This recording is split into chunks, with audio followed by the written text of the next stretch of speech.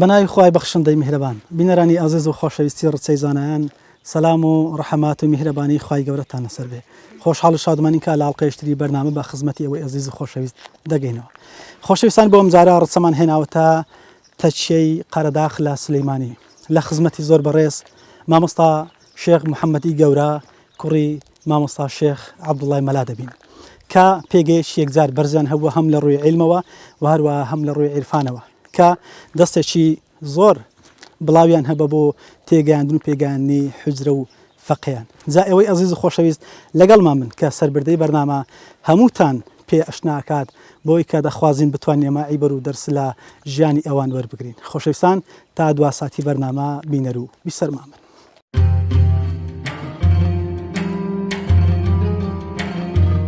مامۆستا شێخ محەممەد شێخ عەبدوڵڵا قەرەداغی.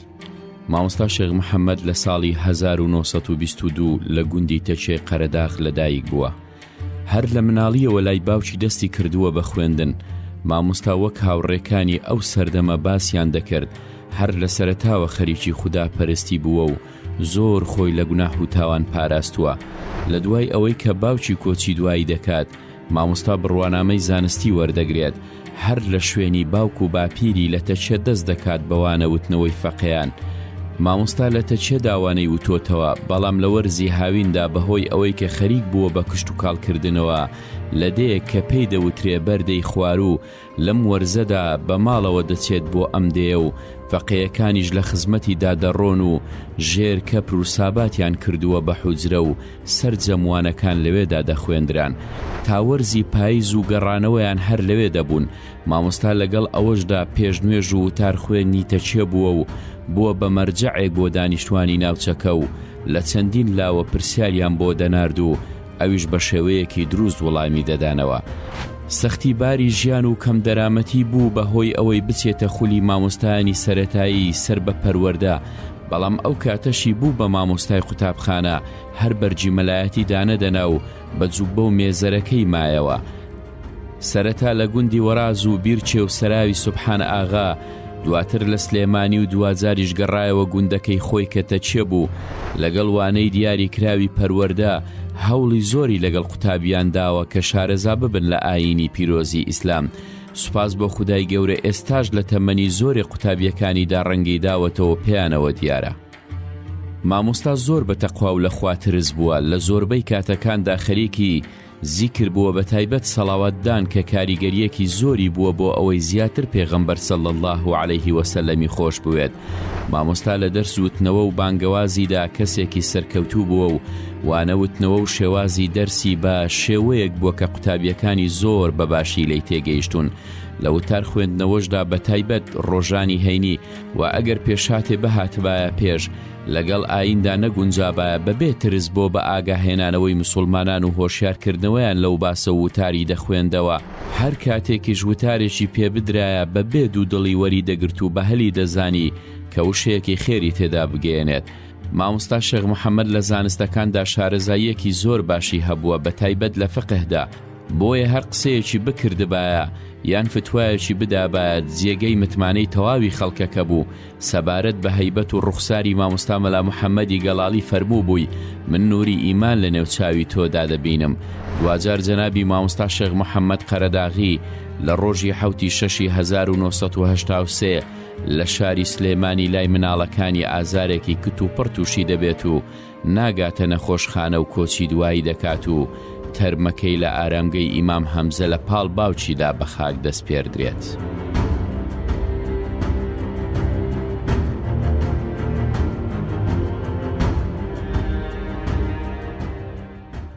بەڵێ بینەرانی ئازیز و خۆشەویستی ڕچەی زانایان دووبارە سەلامی خوای گەورەتان لەسەر بێ. بۆ زیاتر ڕووچوون لە ژیانی جەنابی مامۆستای ڕەحمەتی لەگەڵ کوڕە گەورەی جەنابی مامۆستا دەدوێن بۆ ئەوەی زیاتر ئاشنای ژیان و ئاستی زانستی جەنابی مامۆستامەکە. بەڕێز جەنابی مامۆستا نەجمەدین سەلامی خوای گەورە لەسەر مامۆستا ژیان. عەلەیکە سەلام و ڕەحمەتوڵڵی ئێمەش پێخۆشحاڵین و ئێوە زەحمەتان کێشا و هاتوون بۆ ئێرە یاخوا بەخێر بێن. مامۆستا ژیان دەمەوێت سەرەتا پرسیارەوە بکەم ئێمە تەوان ئێستا واین لە گوندی تەچیە لە قەرەداغ. دیارە بەڕێزیان هەزار ڕەحمەت لە گۆڕی خۆی و باوکیشی کە دەمانێ هەم باسی جەنابی مامۆستا و لە پاڵ ئەوەشە باسی شێخ عەبدوڵای باوشی بکەین ڕەحمەتی خوای گەورەی لێبێ. بەڕێزان هەرێ لە لێدایک بوو مامۆستا شێخ محەممەد لێرە لەدایک بوو بەڵێ نەتێکێ بەڵێ ئەو قۆناغانەی کەوا تێیدا خوێندوون سەرەتا لەکوێ دەستی پێکرد؟ بەڵێ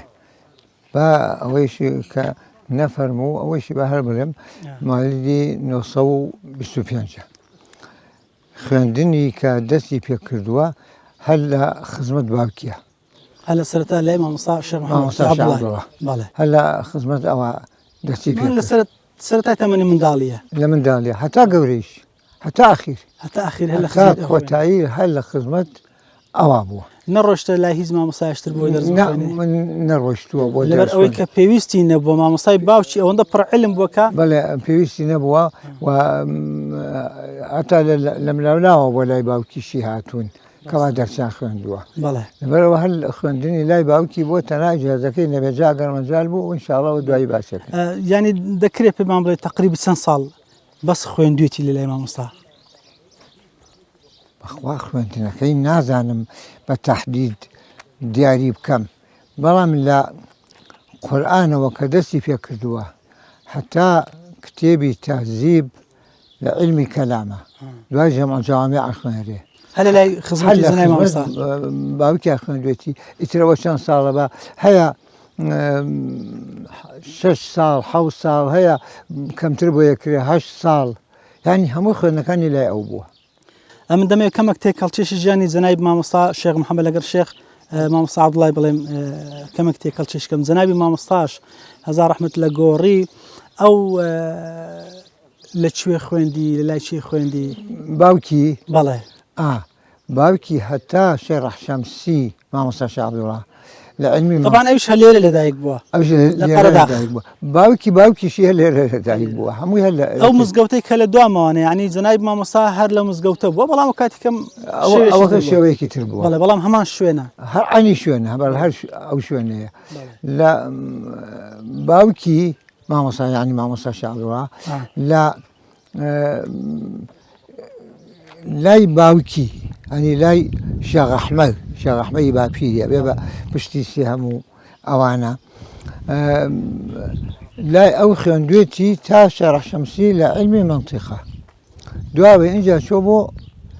خوێندن لێرە نەی خوێندووە مامۆستاکانی ئەوت لایدا بەڵێ مامۆستاکانی ئەوم چونکە باوکم باسی کردووە مامۆستا شێخ محەممەد باسیمانە بوون مامۆستا شێخ وابەعەلی لە مزگەوتی شێخ وابەعەلی لە سلێمانی دوایەوە چووە بۆ گوندی ئەحمەبڕنا لای مامۆستا مەلا ڕەحیمی پەرخی ئەو لەکوێ؟ لە ئەحمەبڕنا ئەحمەد بڕندە ئاوا لە قسەکردناوەتی ئەحمەبڕنا لەوێ لە شارە زۆر لەوێ خوێندوێتی دوایە مامۆستا مەلا ڕەحیم باری کردو بۆ زەردەلیکاو لە عایدی سەنگاوە فەقێکانی چوون لەگەڵیە مامۆستا شێخ عەبدوڵایش هەر لەو فەقییانە بووە چوو بۆ زەردەلیکاو لەگەڵ ئەمان ڕۆیشتووە دوای ئەوە گەڕاوەتەوە چوە بۆ بیارە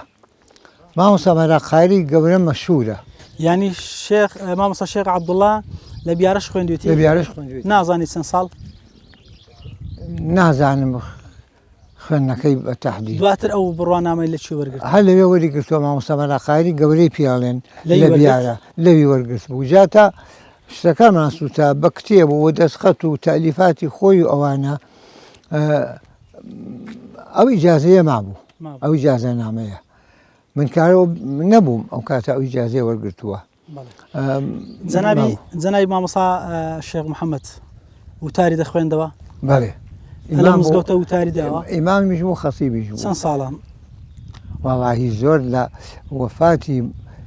کە مامۆستا شێخ عەبدوڵا نەیتوانی وتار بخوێنێتەوە لەجێ ئەو نەیتوانی لە ئەخیری کۆتایی تەمەنیا لە ئەخیرا ئیتر نازانم چەند ساڵ بووە ئەم وتاری خوێندوێتەوە دوای وەفاتی ئەویش ئەوە ئیتر هەر ئەو خۆی مامۆستا شێخ محەممەد ڕاست ئەو لەجێ ئەو دانیشت لەجێ ئەو دانیشت هەم بۆ وتار خوێندنەوە بۆ ئیمامەت بۆ دەرسوتنەوە بە فەقیه هەمووی لەوی وەرگرت لە شوێنەکەی ئەو دانیشت و ئەو مەشغوڵی ئەوانە بوو بەڵێ لەگەڵ ئەوەیشا مامۆستا شێخ محەممەدیش هەر خەریکی ئیش و کاری خۆیان بوون بە گوێرەی توانا چونکە دەرسی فەقییان بوو و تواناکەی مەجالەکەی کەم ینی چۆن دەڵێ کەنانی دەستی خۆیان خواردووە هی خۆیان خواردووە زۆرتر بەڵێ لە دیەکەەوە ساڵێک شتێکی کەم زۆر کەم چونکە دیەکەش فەقیر بووە دەستکورد بوو ڕاست ئەویان نەبووە بەو شێوەیە بەڵام خۆی ئەرزێکمان هەیە پیاڵێن بەردێ لەوێ زەرعاتی کردو و تووتن و تەماتە و بەعزە شتێک ئەو کاتە تووتن بە ڕەغبەت بووە ئەمن دەمێ پرسیاری ئەو بکەم مامۆستا شێخ محەممەد پێگەی زانستی لە چ ئاستێکا بوو ئەوەی مستەوای ئیجازە وەرگرتنی نەبووایە ئیجازیان پێ نادرا چونکە لەسەر ئەو مامۆسایە ئەکەوت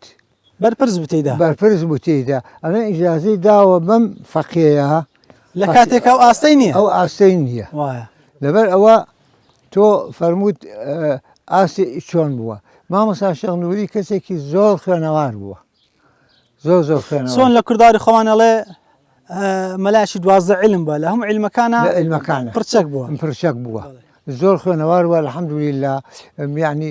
شاردنەوەیەکی تیان نەبووە بە تایبەتی تر لە هەموویە اختصاسەیە بەڵێ جا من دەمەوێت ئەوە لێک لە پرسیارەکانمان لە کامە زانستا زیاتر بە هەرەمەند بیانتیدا قوڵ ببەوە لە شەرعا زۆرتر لە فقها لە فقها ئەوش ئیمامی شافعی ئیمامی شافعی مامۆستا مەلا عەبدوڵڵا ئەو باسیەکە بە ئەو بیڵێ ئەوەی قسەی نەکرد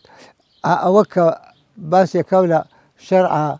چۆن بووە هەر پرسیارێکی لێ بکرایە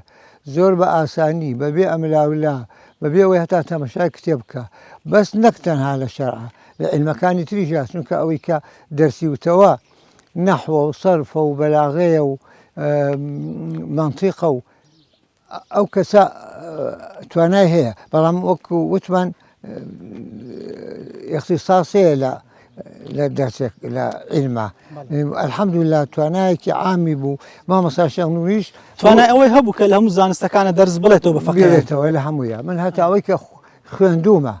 کەمێک نەبێ کەم کە خوێندومە هەمووی لای ئەو بوو هەمووی لای ئەو بووە خۆ یەک هەتا چێت بخێن مامۆستا نەزمین نزرامتان من تا زانستی شەرعی مەبەستمە تا مختصەریش هەتا بێ ڕۆشتی لەلای ئەم تاوام کرد ئەنی پلێ مستعیدیت جێشت الحەمدولیلا زیاد دوای مختصەر تەعین بوو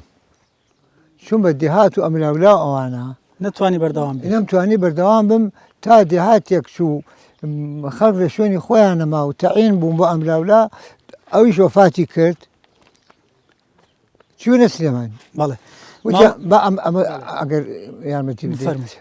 وتیان مامۆستا مەلا حەمەدی کانیستانان مامۆسایەکی باشە بەڵێ مامۆسایەکی باشە بچۆ نان وچۆ وتم بەخوا من کەسێکی واگەرم جەمع جەوامیع و تهذیب الکەلام لا علمی کەلامە ئیسە پێوانە فەلسەفە لە خزمەت ئەوە تەواوم کرد و لە خزمەت خۆیشە ئیجازە وەرگرت لە خزمەتی جەنابی مامۆستا مەلا حەمەمی چونکە ئەم بەوەی کە تەعین بووم نەمتوانی ئیتر تەواوی کەم لای باوکم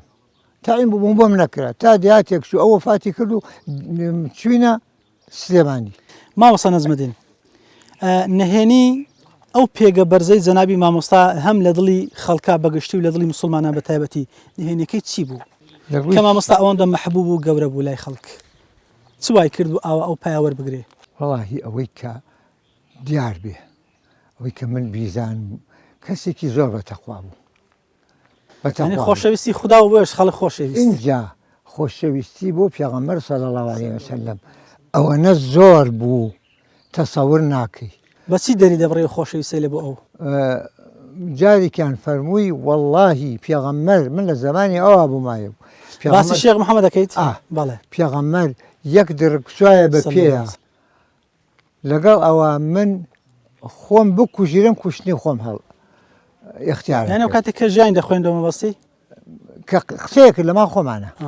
اینجا ئەم خۆشەویستە چۆن وازیا بوو بە چی شێوەیەک بەردەوام سەڵاواتێدا مامۆستا شێخ محەممەد بوو وفاتی کرد ئەو لەم دوایەوە بم نەخۆشی کۆرۆنا ئەوانەوە زعف مامۆستا ئەگەر کەسێک ئەوەندە عاشقی پێغەمبەر بێ صلی الله عليه وسلم حتما ئەویش لە بیری ناکە ڕاستەکەی پێغەمبەری خوا صلی الله عليه وسلم استیجابەی هەبوو بۆی کە هیچ نابێتە خەونی خەوی بینیوە بەڵام زۆر باسی نەکردووە اینجا ئەو مامۆستا شێخ محەممەد کە ئیسا عەرزم کردی وتم وتی وەڵایی یەکێ بیویستایە مامۆستا شێخ محەممەدی تەکیێ ڕسم بگرێ مەگەر بیوتە ئامادە بە نەیەتوانی ڕسم بگرێ ئیلا دەمێ جوڵا و ساڵاواتێدا هەر بەردەوام یعنی وەکو ئاوێک بڕوە ئەوە ساڵاواتی لە پێغەمبەر وردی سەر زبانی دایم سەڵاوات دایمە ساڵاوات بووە ئەو خۆشەویستی بۆ پێغەمبەر کە فەرمووت چۆن وازیایی کردووە بەو شێوەیە بووە اینجا لەم بارەوە حەزەکەم ئەوە بڵێم مامۆستا شێخ اسماعیل بوو تر مەلایەکی باش بوو خوێنەوار بوو بەڵام بۆ کەس ناسین ئالێرە کەسێکی